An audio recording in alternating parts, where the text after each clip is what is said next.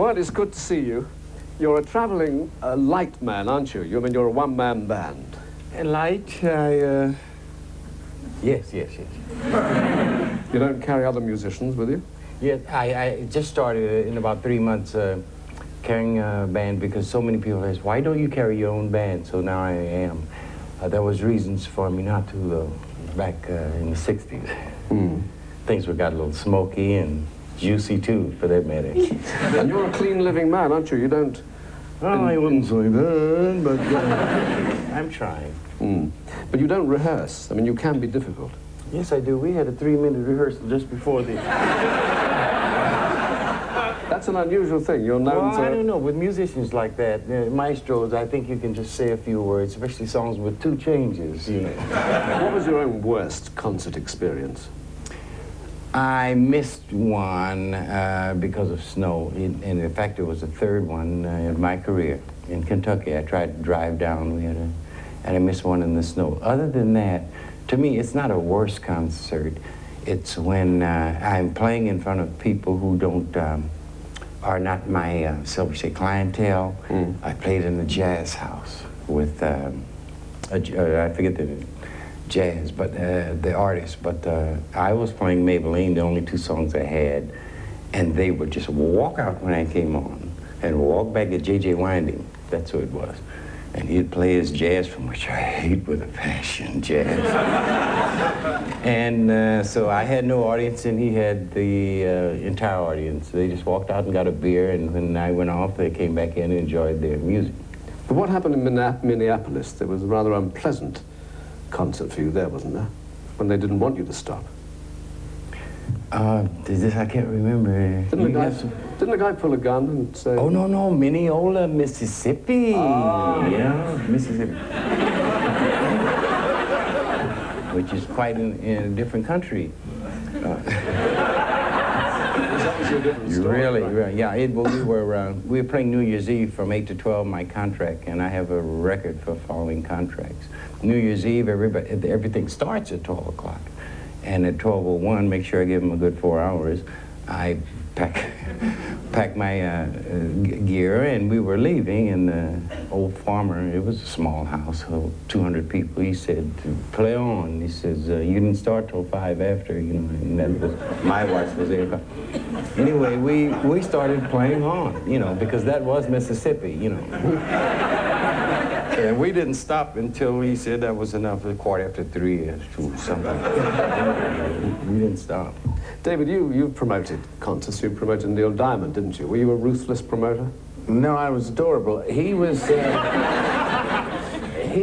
I've never sung for anybody. I can't sing at all. I mean, I'm just can't sing alone. He got me up on stage one day during this tour, introduced me, and then, to my horror, got me to join in Song Sung Blue, and I was desperately trying to go, everybody knows one. Pathetic it was. And I'd said to him before, you know, I can't sing at all, and he'd obviously ignored it, but after the concert, he said, you were quite right, you really terrible. Well, it's good for him to know you're an honest man if he's promoting your concert. Your autobiography has just come out as well. What is your actual first musical memory, Chuck? Hearing that beat of the Southern Baptist, I am bound spirituals. Bound for the promised land, rocks of ages. And believe me, I was about 2 in the what are the beds that the babies have? It's been so long, 60 years ago, I can't remember. Hearing my parents sing in the choir, and they rehearsed in the front room. We had 3 rooms. And I'm in the crib. I can actually remember this, you know. If I had the setting on a picture that I was directing, I could put it exactly like it was. Not very important, but I could. Roll Over Beethoven, that was a childhood inspiration too. The inspiration came from, I'm 11 now. You got me going fast. And my sister did classical music on the piano, and she had all the privilege because she was doing something like, it was said, worthwhile. Excuse me a minute. Have I ever been on your program when you were... Yes, you... I thought so. That's right.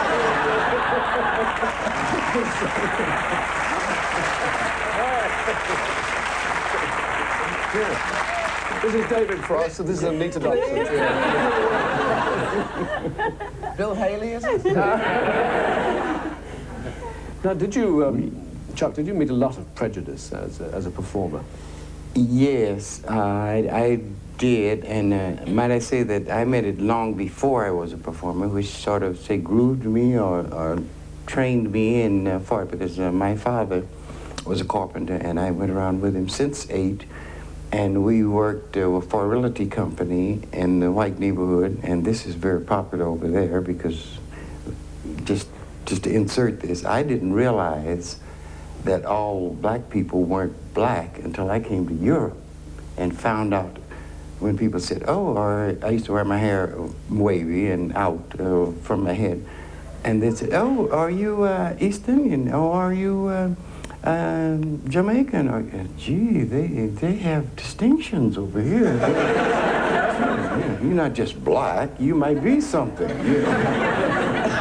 Yeah, but yeah, I did have it, and Dad, the way Dad handled it, we worked in the white neighborhood, of course, and the way he handled it trained me how and to handle it, you know, because Dad was very gentle and very subtle about the insults that may come from some of the males in the places. Well, you can't work here, I'm leaving, you know, and his wife is in there cooking, you know, whatever.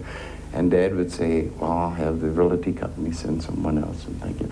So by the time I got on the road playing music and had to go to some of the back windows in the South, you know, to get a meal because the front windows weren't available, you know, signs, white only. I was ready for it, I knew it. But my brother and some of the guys from Detroit, New York, you know, and they didn't eat, but I did. Maybe that's because of my farm, you know, I kept it up. You've been in prison 3 times. You didn't... Every 17 years. You see? I have a fad for that. You used the time wisely, though, haven't you? You've never just sat around inside. The second 2 times, the first time was a complete, and the longest time, which was 2.5 years. It was a complete experience for me because, first place, I didn't have the girlfriend problem to work, to bother with. And it was... it was an adventure. It was like being in high school because there were fellows that told me things about life, but the second time was very. That's when I had been through halfway through my career, and this was for the Indian and girl again thing. You know, they're a big part of my life. And I took business courses, and then I found out what a corporation was after I had owned 2. And, by taking a business course, and I wrote a few of the songs that became fairly popular. Presley recorded one, and Nadine, and... yes, that's one of my great favorites. Really? Mm-hmm. No Particular Place to Go. That was quite a good one to have written while in prison, wasn't it? I love it. You said, Chuck, in the book as well, every 15 or 17 years you say, I seem to make a big mistake. So when is the next one due? In about 5 years, and I'm watching out in about...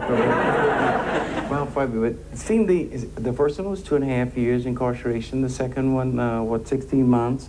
The third one, 88 days. I won't have enough time for a big project. What about your next book? What are you planning there? Now, that's very good. Take this as I say it. I am not writing a book about my sex, but I am writing a book about the hypocrisy of sex and the overvalue that most, this is international, people put on sex, because abortion is sex, you know. And the minute you mention sex, oh, this is going to be a good program, you know. It's not such. It's not such. And more sex-orientated programs are coming on, you know. And I'm glad you hit on it, because I've never been able to get into a program that I like to mention my views about it, you know. And so you asked the question. Yeah, sure. So this is not going to be an autobiographical account of your various conquests. No, but it will include, you know, I want to... This is going to be a fairly big book. Experience... Bob Hope questions. You have to think about it before it hits you. I want to talk about some of my experiences, but more so explain the sort of experiences that cause so much, you know. For instance, can you imagine a man killing another man because some other man gave his wife pleasure? You know, it's not worth death. Sometimes it's not, if you really look at it, you can give someone pleasure in many ways. Well, pleasure is pleasure, you know. If people stop to think, there wouldn't be so much jealousy in these things. And I'm trying to explain these things in the book, my view of them. And I think it would be quite a universal view. You mean that a husband whose wife has been unfaithful should thank the other man for being... Well, I didn't say thank, you know, but I mean, he surely should not kill, you know. Now, he might maim him a little.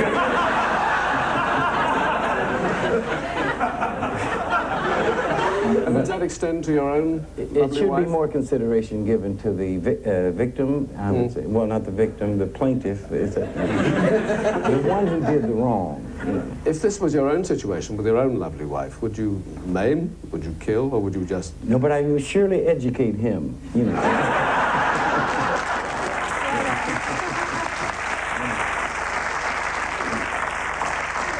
One reason, it has to be half the other person's affair, like the wife's cause, too, you know. Because I never did believe in sheer overpowering, not one person to one person.